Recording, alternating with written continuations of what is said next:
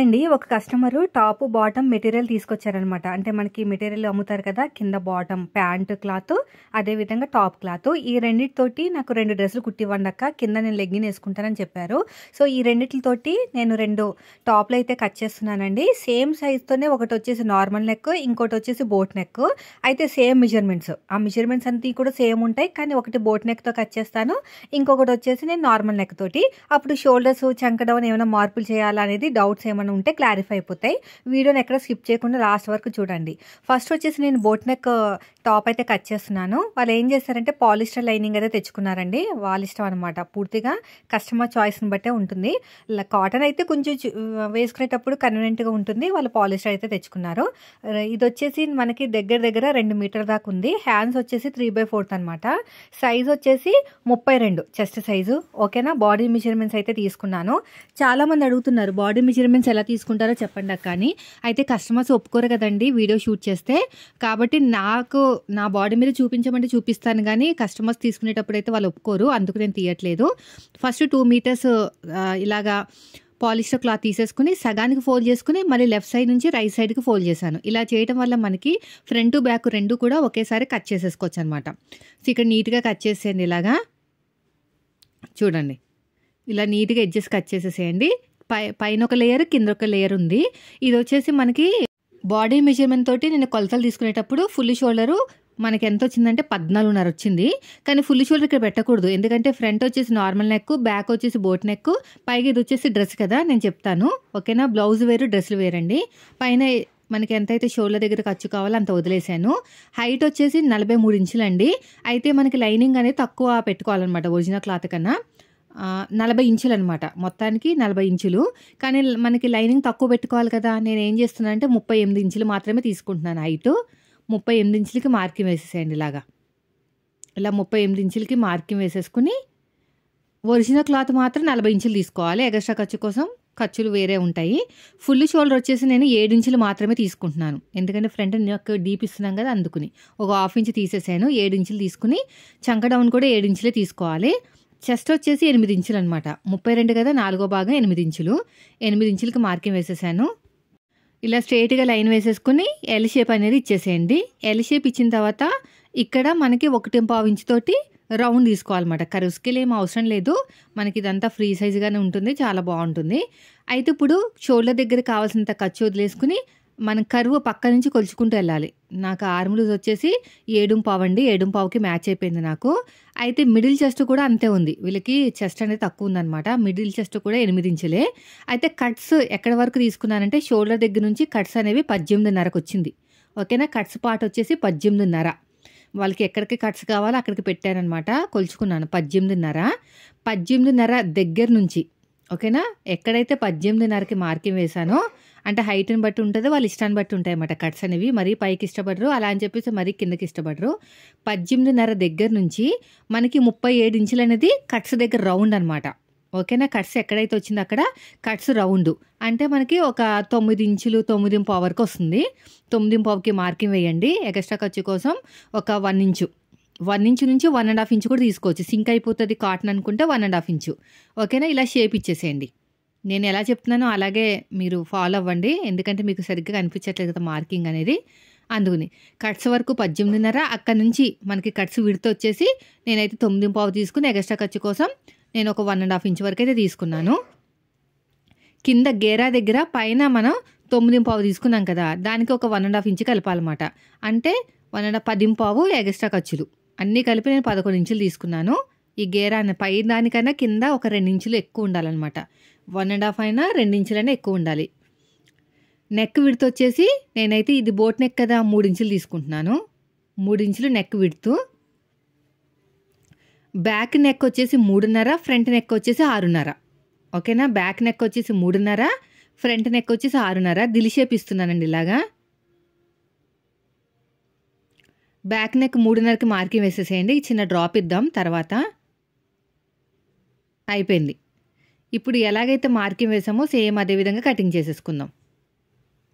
అంటే ఒక టాప్లోనే, అంటే మనకి ఒక్క మెటీరియల్లోనే 2 టాప్స్ అనమాట. అది కూడా ఒక బోట్ నెక్ ఒకే కొలతతోటి, ఒకటి బోట్ నెక్, ఒకటేమో నార్మల్ నెక్ తోటి టాప్ ఎలా కట్ చేయాలో చూపిస్తున్నాను ఇప్పుడు. ఇక్కడ కూడా నీట్గా కట్ చేసేసుకోండి. ఇక్కడ కూడా అంతే.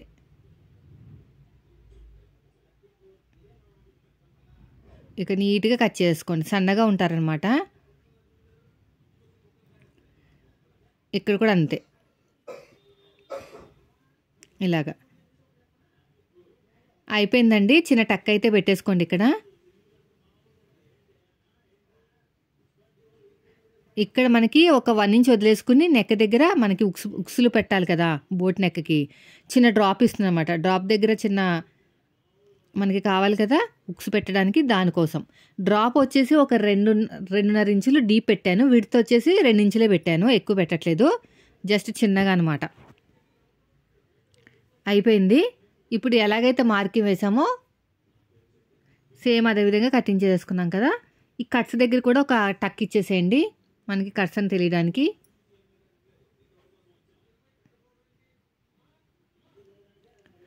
ఇప్పుడు ఇది వచ్చేసి మనకి టాప్ మెటీరియల్, ఓకేనా, బాటమ్ కాదు, టాప్ మెటీరియల్. కింద మనకి బార్డర్ వచ్చింది కదా, సేమ్ కింద ఉండాలన్నమాట. అదేవిధంగా హ్యాండ్స్ కూడా కావాలి. కరెక్ట్గా సగానికి ఫోల్డ్ చేసేసి కట్ చేసేసాం అనుకోండి, క్లాత్ అంతా వేస్ట్ అయిపోతుంది. కొంచెం చూసుకోండి. ఇలా సగానికి ఫోల్డ్ చేశాను, మళ్ళీ ఇంకొక ఫోల్డింగ్ చేశాను. ఆ ఇంకొక ఫోల్డింగ్ కూడా మొత్తానికి చేయలేదు, కొంచెమే చేశాను అనమాట. ఎందుకంటే రెండో సైడ్ మనకి హ్యాండ్ రావాలి కదా, అందుకుని. నాకు కరెక్ట్గా 40 సైజు ఉందండి, అంటే 40 హైట్ ఉందన్నమాట. కరెక్ట్గా ఉంది 40 హైటు, ఇంకా అంతకంటే హైట్ రాదు. ఇలా కరెక్ట్గా పెట్టేసుకుని నీట్గా దీని మీద లైనింగ్ పెట్టేసుకుని కట్ చేసేసుకోవాలి. ఇది చూడండి, ఎక్కడ కూడా ముడతలు రాకుండా చూసుకోండి. నేనైతే ఐరన్ చేస్తాను, లేకపోతే మనకి ఖర్చులు ఉండవు అనమాట, అందుకుని. ఇలాగా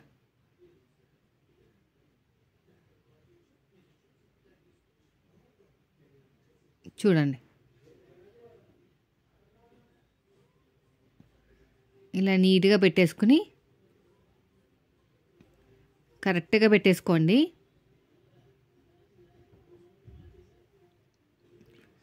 కొంచెం ఎక్కువ తక్కువ రాకుండా చూసుకుంటున్నాను అనమాట, ఎందుకంటే మనకి కరెక్ట్గా హైట్ ఉంది కదా, అందుకుని. ఇలా సగానికి ఇక్కడ కూడా చూడండి, కొంచెం ఎక్కువ తక్కువ వచ్చింది చూసారా, అలా రాకూడదు. రాకుండా చూసుకుని దీనిపైన మనం ముందుగా కట్ చేసుకుని పెట్టుకోవాలి.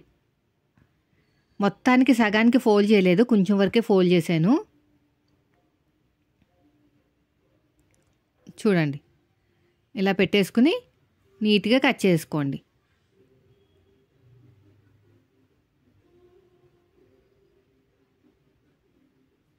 ఇలాగా, ఓకేనా. ఇలా మొత్తం కూడా మనకి కరెక్ట్గా 40 వచ్చేస్తుంది. చాలండి, కింద ఎలాగో ఫోల్డింగ్ ఉండదు, పైన కొంచెం క్లాత్ అనేది ఫోల్డింగ్లోకి వెళ్ళిపోతుంది, ఖర్చుల్లోకి. ప్రాబ్లం ఏం లేదు, ఇంకా మన దగ్గర లేని క్లాత్ని మనం తీసుకురాలేము. ఇప్పుడు ఎలాగైతే మార్కింగ్ వేసామో సేమ్ అదే విధంగా కటింగ్ చేసుకోవాలన్నమాట. ఇలా నీట్గా ఇలాగా అయిపోయింది. దీన్ని పక్కన పెట్టేద్దాము. ఇప్పుడు మిగిలిన క్లాత్ తోటి హ్యాండ్స్ కట్ చేసుకోవాలి, ఓకేనా.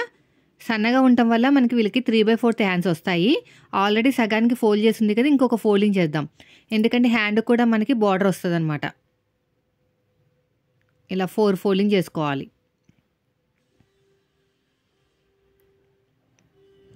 ఇలాగా ఇప్పుడు పొడుగు వచ్చేసి 13 ఇంచులు తీసుకోవాలి.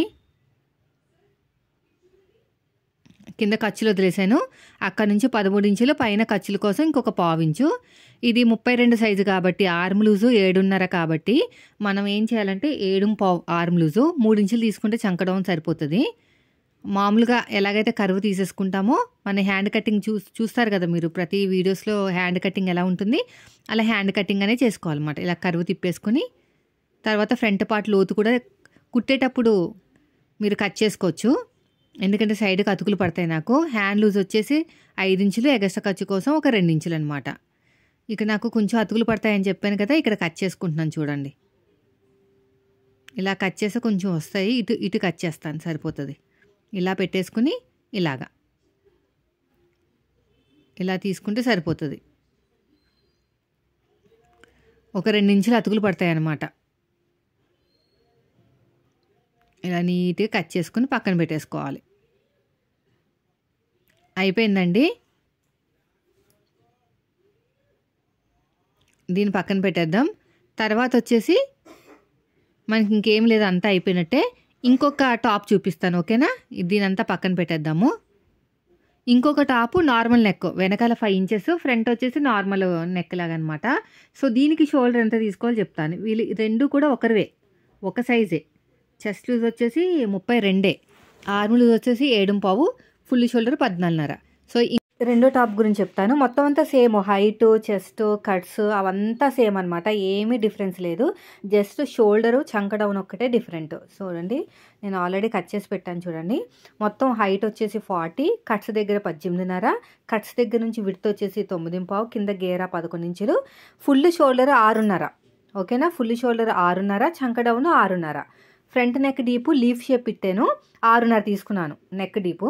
బ్యాక్ నెక్ డీప్ వచ్చేసి 5.5, లేకపోతే 5 ఇంచులైనా తీసుకోవచ్చు. నేనైతే 5.5 దగ్గరలో తీసుకున్నాను అనమాట. సో ఇలాగా మనం కరెక్ట్గా పెట్టేసుకుని, ఇది వచ్చేసి మనకి యాక్చువల్గా ప్యాంట్ ఇచ్చారు, ప్యాంట్ని మనం టాప్ కింద కుడుతున్నాం అనమాట. సో కుట్టిన తర్వాత కూడా ఎలా ఉంటుంది ఏంటి అనేది చూపిస్తాను. కానీ స్టిచ్చింగ్ మీకు అందరికీ తెలిసిందే కదా, అందుకని స్టిచ్చింగ్ నేను ఏమి చూపించనండి.